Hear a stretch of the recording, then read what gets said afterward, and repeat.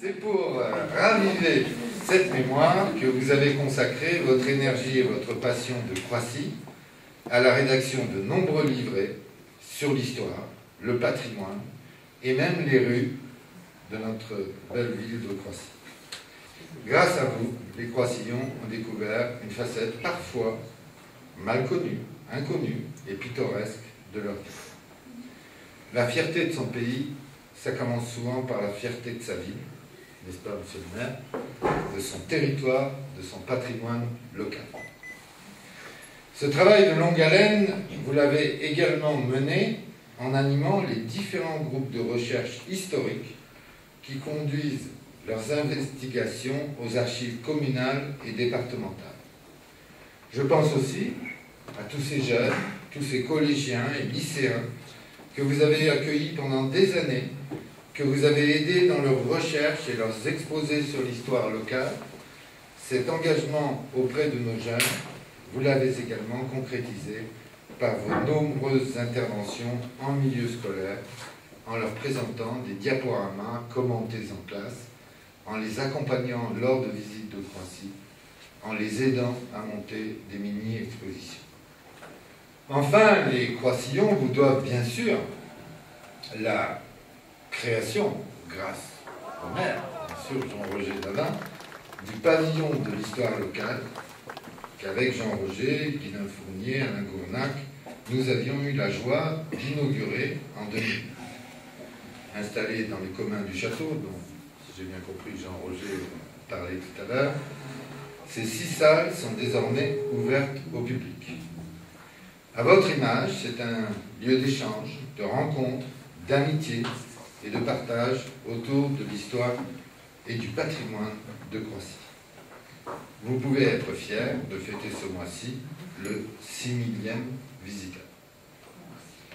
Il est vrai que Croissy mérite qu'on célèbre sa mémoire, tant son histoire est riche. Des Normands au seigneur de Croissy, du seigneur François Patroc à Jean Chanorier, premier maire de la ville, ton prédécesseur, Jean-Roger. Du marquis et de la marquise d'Aligre, sous l'Empire et la Restauration, à la plus importante révolution artistique du XIXe siècle, l'impressionnisme autour de la grenouillère. Bien, Norbert Fratazzi, au nom du président de la République, et en vertu des pouvoirs qui me sont conférés, je vous fais chevalier dans l'ordre des arts et des lettres.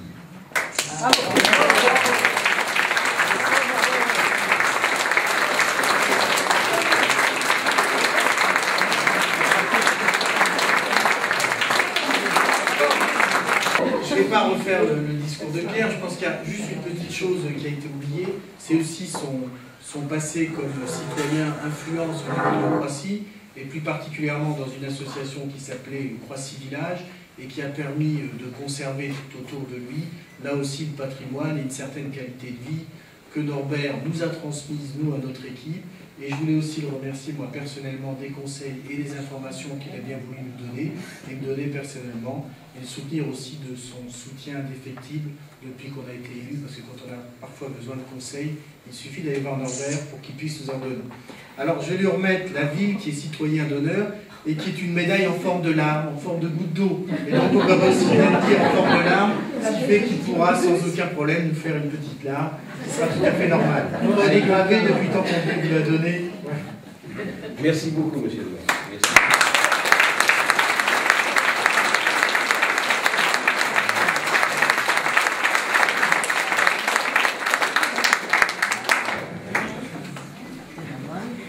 Non, ça va être bref. Et je ne vais pas pleurer. Mes premiers mots, et d'ailleurs tous les autres, seront des mots de gratitude. Cette décoration, monsieur le député, vous l'avez voulu pour moi, vous l'avez proposée au ministre de la Culture et de la Communication, vous l'avez obtenue, et je sais que c'est à vous que je la dois plus qu'à mes quelques mérites. Ceux qui me connaissent un tant soit peu savent que je ne suis pas un chasseur de médailles. Et pourtant, celle-ci, je la reçois non seulement avec reconnaissance, mais je la reçois avec plaisir. Je la reçois avec plaisir parce que vous avez accepté de me la remettre dans le cadre même de notre association.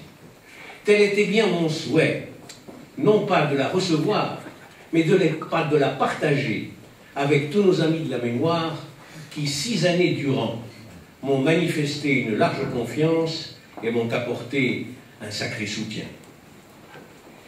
Je voudrais la partager aussi avec les membres du Conseil, ceux du bureau, et surtout avec les membres du comité de pilotage. Ils se reconnaissent et ils savent combien chaleureuses sont mes pensées pour eux. Si, vous l'avez rappelé, des publications ont pu être développées, si des expositions ont été présentées, nombreuses et avec quel succès, si le pavillon de l'histoire locale est né, et si, depuis bientôt 2 ans, par centaines, il accueille des visiteurs conquis, ça n'est pas à un seul homme qu'on le doit et à l'heureux récipiendaire de ce soir, mais c'est à eux tous que nous le devons, et je veux leur en rendre hommage et grâce. Ainsi, je crois, ce soir, notre association est honorée, je l'espère, autant que je le suis moi-même.